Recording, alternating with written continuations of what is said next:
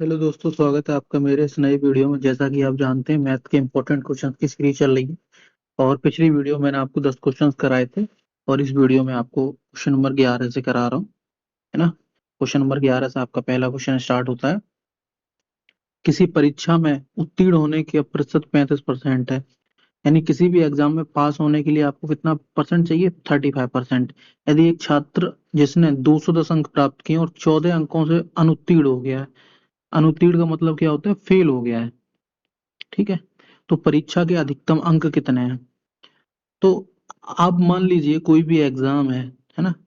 जो एग्जाम कोई भी मान लीजिए, ठीक है, जिसका पूर्णांक, टोटल पूर्णांक कितने का है? मान लो पी मार्क्स का है। ठीक है। तो वो कह रहा है कि पास होने के लिए पी का 35% चाहिए आपको। अगर कुल अंकों का अगर 35% मिल जाए तो आप क्या हो जाएंगे? पास हो जाएंगे। फिर उसने एक बात कही है कि उसे 210 अंक मिले हैं और 14 अंकों से फेल हो गया। आप मुझे एक बात बताइए, अगर उसको 210 नंबर आ जाते और अगर उसमें 14 नंबर और आ जाते तो ये पास हो जाता? यानी 210 प्लस 14 अगर करते हैं तो ये पास हो जाएगा, और टोटल का 35% आने पे पास हो जाता है। तो ये दोनों बराबर कर सकते हैं, इधर भी पास हो गया, इधर भी पास हो गया। तो आप जब इसको हल करेंगे, पी का 35% बराबर 210 और 14 कितना होता है? 224। सात से काट लो आप। सात पन्ने 35, सात तिया 21, सात दूनी 14।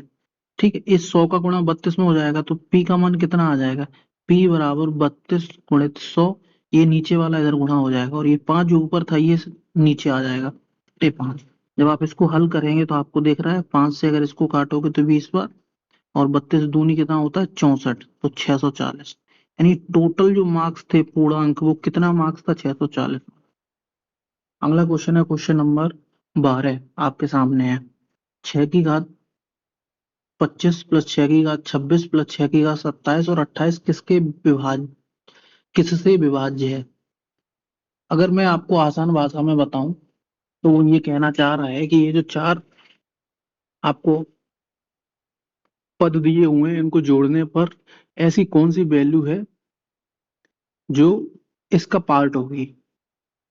ठीक है। जैसे कि मान लीजिए अगर मैं आपसे बोलूं कि छोटा सा ले लो, 2 प्लस 2 की घात 2 प्लस 2 की घात 3 प्लस 2 की घात 4। ठीक है। अगर आपसे बोलेगा इसमें आप बताइए कि ये जो आपको दिया है हमने जोड़ने के लिए, ये किस इसमें क्या कॉमन रहेगा? ठीक है। तो आप क्या करिए, ऐसे सवालों में जो पहला पद होता है उसको बाहर कॉमन ले लो, तो यहाँ पे क्या कुछ नहीं बचेगा, एक आ जाएगा। 2 की घात 2 में से एक दो हमने बाहर ले लिया तो यहाँ सिर्फ दो बचेगा।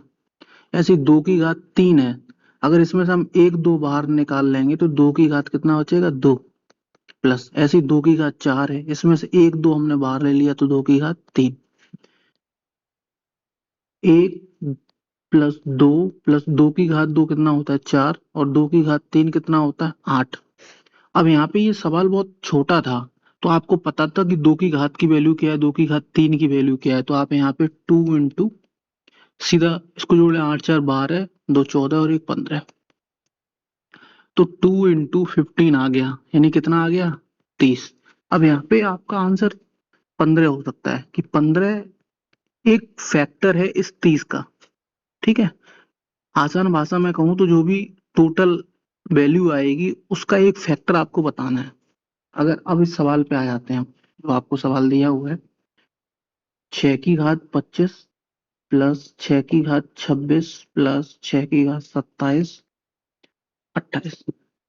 पहला वाला फैक्ट आप बाहर ले लो कॉमन, तो यहाँ पे क्या कुछ नहीं बचेगा। अब यहाँ पे 6 की घात 26 था, 25 बाहर ले लिया तो 6 बचेगा। ऐसे यहाँ 6 की घात 27 है, 6 की घात 25 को बाहर ले लिया तो 6 की घात 2 बचेगा, और यहाँ पे 6 की घात 3। 1 प्लस 6 प्लस 36 प्लस 6 कितना? 6 की घात 3 कितना होता है? 216। जब आप इसको जोड़ेंगे तो 6 की घात 25, ये टोटल कितना आएगा? 1 6 7 6 13, 13 और 6 19 की 9।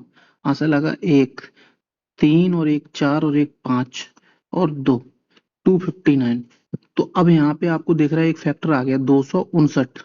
ठीक है, तो 259 कहाँ है? ये यही आंसर है इस सवाल का।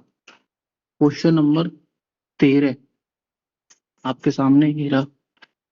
वो कह रहा है एबीसी को केंद्र ओ वाले वृत्त के अंतर्गत अंकित किया गया है। यदि ए बी बराबर 35 है, बी सी 12 है और ए सी 37 है, तो त्रिभुज की परित्रिज्या। कोई त्रिभुज रहेगा, जैसे मान लो अब मैं ये त्रिभुज बना देता हूँ। हालांकि ये त्रिभुज बनेगा नहीं ऐसा, क्योंकि एक भुजा इसकी 12 है, एक 35 है, एक 37 है और एक आपको दी गई है 12। ठीक है, तो लगभग ऐसे अभी भी नहीं बना ये। अगर सही त्रिभुज हम बनाएंगे तो मान लो ये 37 है, ये इसकी 35 है, तो ये 12 है। अब ठीक है, 12 35 37 ये त्रिभुज बन गया। अब मैं आपको एक चीज बता देता हूँ, यहाँ पे बोला गया है कि इस त्रिभुज की परित्रिज्या। परित्रिज्या आप समझते हो? ये ठीक है। अब यहाँ पे कहीं केंद्र होगा तो यहाँ से ये वैल्यू पूछिए आपसे, ये या ये। त्रिभुज के बाहर अगर जो वृत्त बना है उसकी त्रिज्या पूछिए आपसे, तो मैं आपको बता देता हूँ। अगर अगर किसी त्रिभुज में आपसे अगर बोले कि भुजाएं 12 35 37 हैं, तो ये तीनों भुजाएं मिलके कैसा त्रिभुज बनाते हैं? ये त्रिभुज हमेशा कैसा होता है? समकोण होता है। ठीक है, समकोण त्रिभुज होता है। और समकोण त्रिभुज की परित्रिज्या क्या होती है आपको मैं बता देता हूँ। समकोण त्रिभुज की परित्रिज्या अगर आपसे पूछेगा तो परित्रिज्या होती है कर्ण का आधा। जो भी उसका कर्ण होगा उसका आधा होती है समकोण त्रिभुज की परित्रिज्या। तो आपको पता है, अगर हम एक समकोण त्रिभुज बना भी देते हैं, अगर ये 12 है, ये 35 है और ये 37 है, तो कर्ण कितना है? 37। तो परित्रिज्या कैपिटल आर बराबर क्या हो जाएगी? 37 का आधा, तो 18.5 सेंटीमीटर। यही है इस सवाल का आंसर है। ठीक है, अगला क्वेश्चन है क्वेश्चन नंबर 14 आपके सामने है। 21 mm त्रिज्या वाले एक गेंद का पृष्ठीय क्षेत्रफल ज्ञात कीजिए और पाई बराबर 22/7 का प्रयोग कीजिए। अच्छा सवाल है।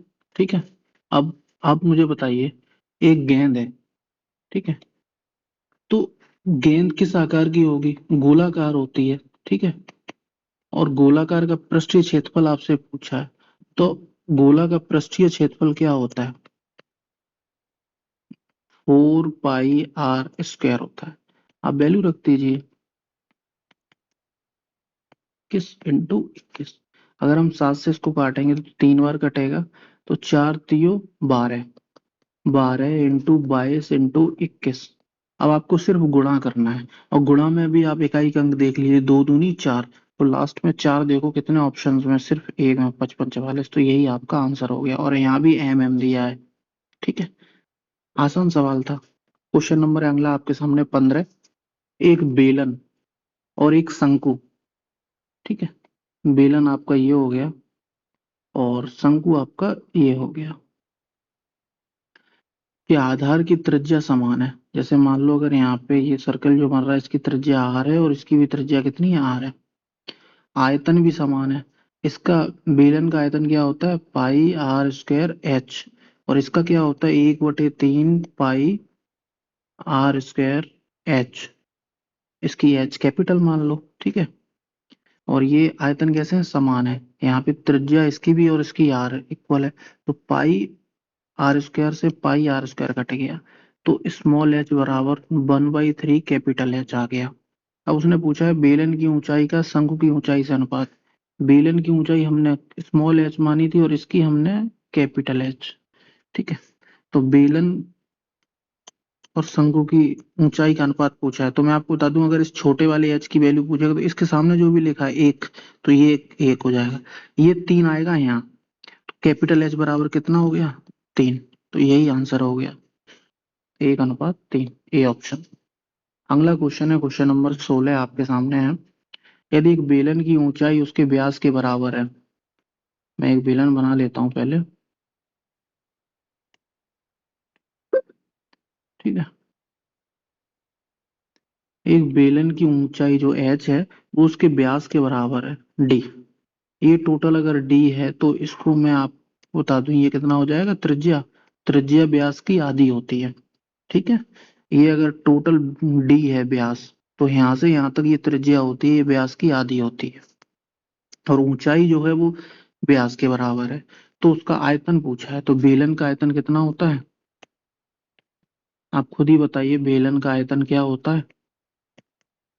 आप कमेंट में बताइए, बेलन का आयतन क्या होता है? पाई आर स्क्वायर एच। हाँ, वैल्यू रख दीजिए, 22/7 इंटू। ठीक है, अब देखो त्रिज्या कितनी दी है? 5, तो 5 का वर्ग कितना हो जाएगा? 25 इंटू एच। एच बराबर किसके है? व्यास के। अगर उसने बोला कि त्रिज्या जो है 5 है, तो व्यास कितना हो जाएगा? 10, क्योंकि डबल होता है। तो ऊंचाई भी कितनी हो जाएगी फिर? 10। यहाँ पे आप वैल्यू रख दो। तो आपको दिख रहा होगा ये 25 का 10 में गुणा करोगे तो 250, और ये क्या है? 22/7 पाई। तो कितना आ गया? 250 पाई और सेंटीमीटर क्यूब। आयतन हमेशा क्यूब में निकलता है। ठीक है, 250 पाई। क्वेश्चन नंबर है अगला 17, आपके सामने रहा ये। एक्स की वैल्यू दी है और एक्स प्लस 1 एक्स पूछा है। तो मैं आपको बता दूं, अगर आप में सवाल में एक्स बराबर √11 दिया है और आपसे पूछा क्या है? एक्स प्लस 1/एक्स बराबर कितना होगा? आसान सा सवाल है। ऐसे सवालों में क्या करना रहता है आपको? एक्स बराबर अगर √11 दिया है, तो आपको पहले 1/एक्स निकालना है। तो ये कितना आ जाएगा? 1/√11। साधा सा। एक्स बराबर इतना है तो बटे में लिखना है बस, इसको भी बटे में लिख लिया। अब आपको एक्स प्लस 1/एक्स, अगर हम इसको और इसको जोड़ दें, इन दोनों को अगर हम जोड़ दें, तो आपको क्या दिखेगा? इधर तो आ जाएगा एक्स प्लस 1/एक्स, इधर आ जाएगा √11 प्लस 1/√11। अब इसको आप हल कर लीजिए। अगर हम एलसीएम √11 ले लेंगे, तो √11 हो जाए 11 प्लस यहाँ पे कितना? 1। तो आ जाएगा आपका 12/√11। अब आप देखिए कोई ऑप्शन ऐसा है? 12/√11। देखो नीचे सब में 11 11 है, रूट हटाना पड़ेगा। जब रूट हटाना पड़ेगा तो हमें ऊपर नीचे √11 से गुणा करना पड़ेगा। ऐसी स्ट्रीम 11 √11 जब गुणा होगा तो 11 हो जाएगा। तो ऊपर कितना आ गया? 12√11/11। तो कौन सा ऑप्शन हो गया आपका सही? 12√11/11, ये ऑप्शन सही। अगला सवाल है आपके सामने, क्वेश्चन नंबर 18। 7 सेंटीमीटर और 4 सेंटीमीटर त्रिज्या वाले दो वृत्तों के केंद्र को बीच की न्यूनतम दूरी क्या है जिससे ठीक 3 वैनिस स्पर्श रेखाएं हों? अच्छा सवाल है। जैसे मान लो दो वृत्त हैं, एक तो ये है, इसकी त्रिज्या 7 है, एक ये है, इसकी त्रिज्या 4 है। तो मैं आपको बता दूं,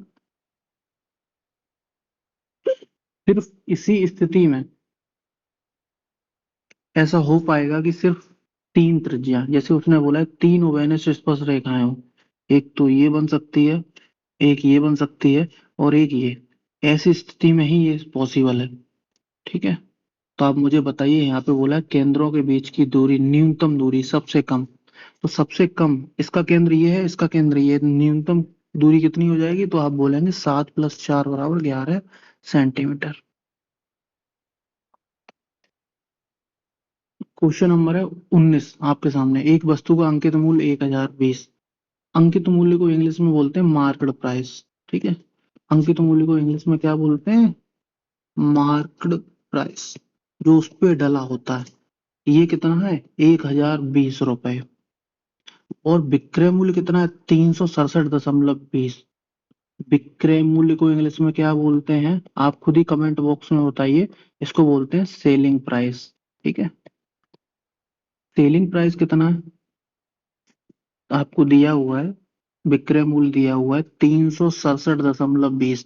अब आपसे पूछा है कि छूट का परसेंट बताइए। अच्छा सवाल है। देखो मैं आपको मेथड से ही बता सकता हूँ, और मैं आपको थोड़ा फास्ट बताता हूँ सोचने के नजरिए से। आप मुझे खुद बताइए, अगर, चलो मैं छोटा सा पहले आपको एग्जांपल देके बताता हूँ। ठीक है, जैसे मान लो कोई चीज पे अंकित मूल्य 100 रुपए डले हुए हैं। अंकित मूल्य कितना है? 100 रुपए है। और मैं आपसे बोलूं कि मैं आपको बेच रहा हूँ इसको विक्रय मूल्य, आप मेरी दुकान पे आए और मैं से ये आपको 70 रुपए में दे रहा हूँ। तो आप मुझे बताइए आपको मैंने छूट कितनी दी? तो आप बोलेंगे भैया 30 रुपए की छूट दे दी। ठीक है, ये एग्जाम्पल है। अगर उस पे ₹100 डले हुए हैं और मैंने आपको ₹70 में कोई चीज बेची है, तो छूट कितनी हो गई? ₹30 की। ऐसे ही आप मुझे बताइए, अगर ₹1020 डले हैं और अगर मैंने आपको ₹367 की छूट दे दी है, सॉरी बेची है 367, छूट कितनी दी होगी? अगर मैं मान लो इसको 100,000 मान लेता हूँ थोड़ी देर के लिए, इसको मैं ₹360 मान लेता हूँ, आप खुद दिमाग लगाइए। ठीक है, अगर मैंने कोई चीज ₹1000 डाल के 360 में दे दी है, तो मैंने छूट कितनी दी है? तो आप बोलेंगे भैया लगभग ₹640 की छूट दे दी है आपने। अब आप देखो 640 के करीब कोई ऑप्शन है? एक ही ऑप्शन है, 64%। यही सही आंसर है इसका। ठीक है, ज्यादा दिमाग लगाना ही नहीं है।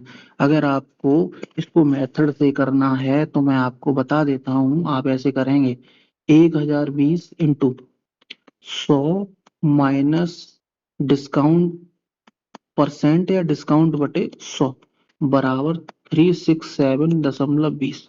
यहाँ से आपका डिस्काउंट आएगा निकल के। ठीक है, अगला सवाल है क्वेश्चन नंबर 20 आपके सामने है। कौन सी संख्या 36 से विभाज्य है? 36 से विभाज्य, विभाज्य का मतलब होता है कटती है ना? ऐसी कौन सी संख्या है जो 36 से कट रही है? अब मैं आपको दूं, 36 से कटने के लिए संख्या 9 और 4 से कटनी चाहिए। ठीक है, अब आप 9 और 4 से कटने के लिए, 4 से कटने की विभाज्यता क्या होती है?